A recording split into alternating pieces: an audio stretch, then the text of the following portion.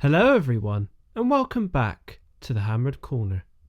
In today's video, we have the 9th episode of my show and tell series, where I make a short video on a coin in my collection and tell you a little bit about it. A great way to watch some numismatic content, some great coins, and hopefully learn a thing or two.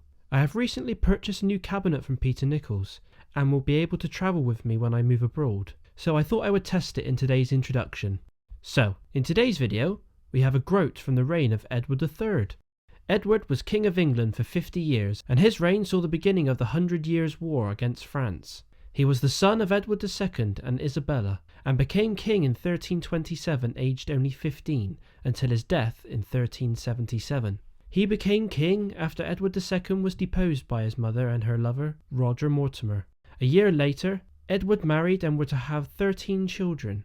Isabella and Roger ruled in Edward's name until 1330, when he executed Mortimer and banished his own mother. Edward's focus now was war in France. Ongoing territorial disputes were intensified in 1340, when Edward assumed the title of King of France, starting a war that would last intermittently for over a century. Then, in 1346, Edward landed in Normandy accompanied by his son, Edward the Black Prince. After his victory, he captured Calais, establishing it as a base for future campaigns. And in 1348 he created the Order of the Garter. War had restarted in 1355, and the following year the Black Prince won a significant victory and captured the French king, King John II.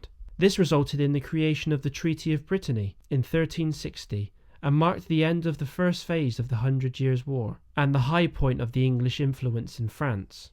The French ceded extensive territories in northern western France to England and agreed to ransom John at a cost of 3 million gold crowns, while King Edward III renounced his claim to the French throne.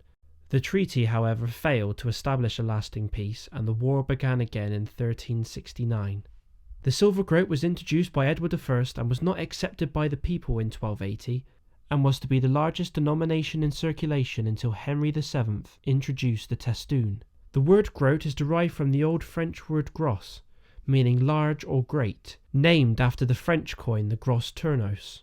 The groats minted under Edward I are quite rare, as they were experimental pieces, and those that still exist are often found damaged, as they were often made into brooches or other pieces of jewellery because of their size. The groat was first unsuccessful because it was minted underweight. At the time of its introduction, the groat should have weighed 4 pennyweights, or 96 grains, or 6.2 grams. But the first issue weighed only 89 grains, or 5.8 grams, and the later issues became progressively lighter.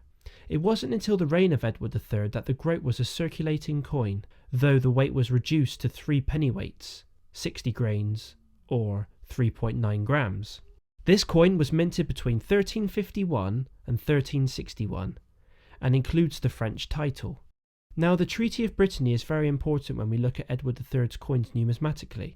As we look at Edward III's groats and categorise them, we put them into pre-treaty, trans-treaty, and post-treaty. If we have a look at my coin, the legend on the obverse reads Fran for France, and the obverse legend translates to Edward, by the grace of God, King of England, France and Ireland.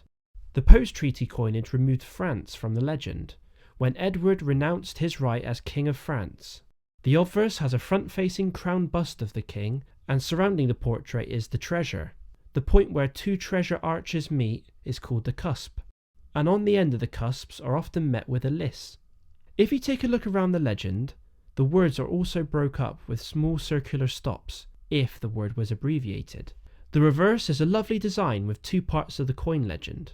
The inside will tell us where the coin was minted, and on this coin reads Civitas London, or City of London.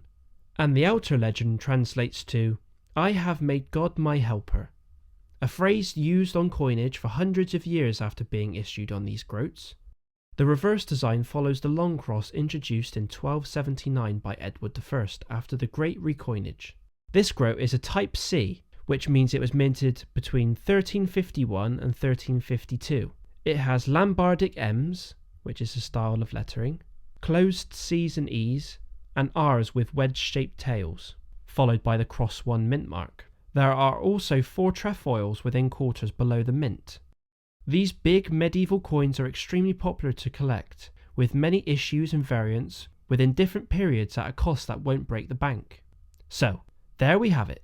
I hope you've enjoyed this episode on my Edward III Groat. Make sure you drop a like on the video, subscribe, and turn on the notification bell so you never miss a video here on the channel. Let me know what videos you'd like to see in the future, and be sure to write in the comments about the groats that you have in your collection. Now, thank you all for watching, and as always, keep collecting!